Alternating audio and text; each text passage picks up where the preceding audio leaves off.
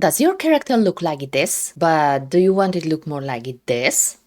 So why do your characters look stiff? Look at this drawing for a second. It has almost no detail, right? The lines are messy, the proportions are off, but you can immediately see this character is about to fall over from the heavy backpack. Now compare it to this polished drawing. Clean lines, nice colors, way more effort. But what's actually happening here?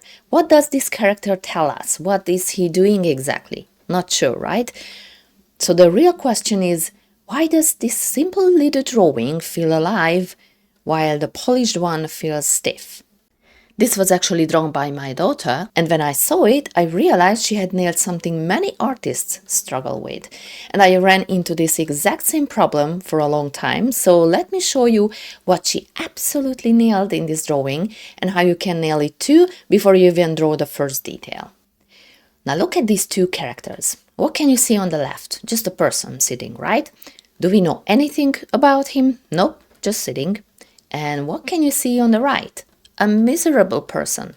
What do you think this person feels? Tired, thinking, bored, just standing? You're not sure. It could be anything. And this one? Satisfied, proud, way more than just fine, right? So what makes some characters immediately understandable, while others feel stiff and awkward? It's not a detail level. I didn't draw their face either on purpose, so we can't rely on facial cues, right? The answer lies somewhere else, in the way their whole body expresses the feeling.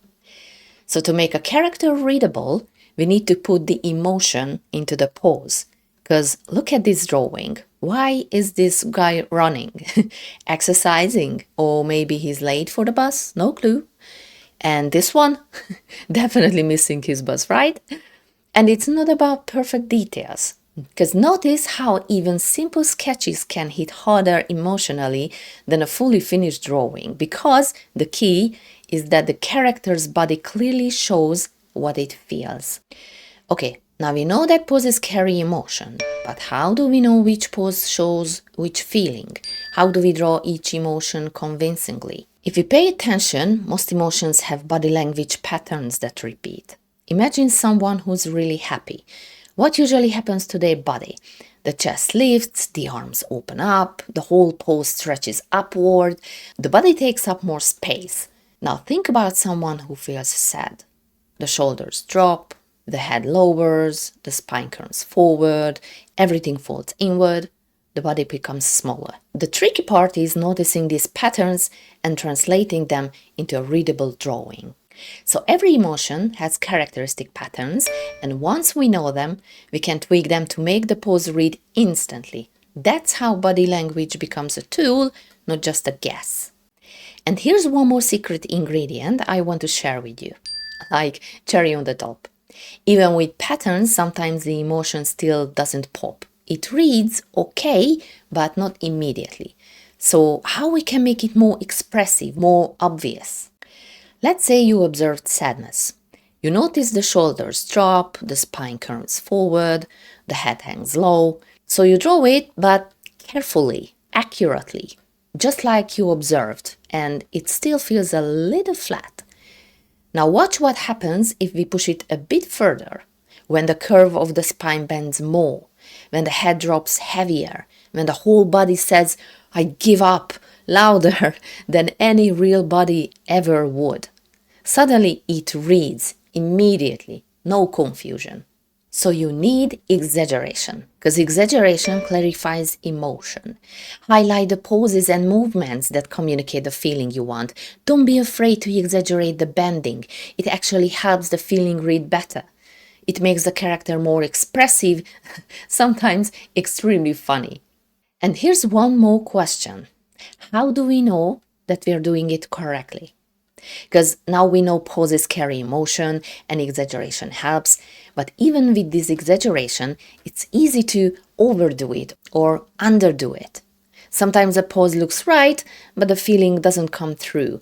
You draw, erase, tweak, and still wonder, is this pose readable? How strong is the emotion? That uncertainty is normal, and it's exactly what practice is for. So how do we check if the pose works before we start adding the details. So the right way to practice is simple. Every time you draw, check just two things before adding any details. One, what feeling does this pose already say? And two, is that feeling exaggerated enough to read in 2 seconds? If yes, go ahead and add the details. If not, push the pose first, then add the details.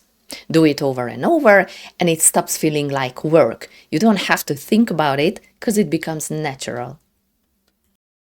So, before you draw the details, check the pose, because if the pose doesn't speak, the details won't save it. So grab your sketchbook and start pushing those poses. And if you give it a try, show me in the group, ask questions, try again, and keep improving. I'd really love to see what you create. The link's below. So now we know that the pose has to communicate the feeling first, but our characters can still come out stiff. And why? Because most of us jump straight into drawing the body, the details, and skip one important step. So in the next video, I show you a couple of simple guidelines I use when I plan my poses and how they help the whole character feel much more alive. See you there.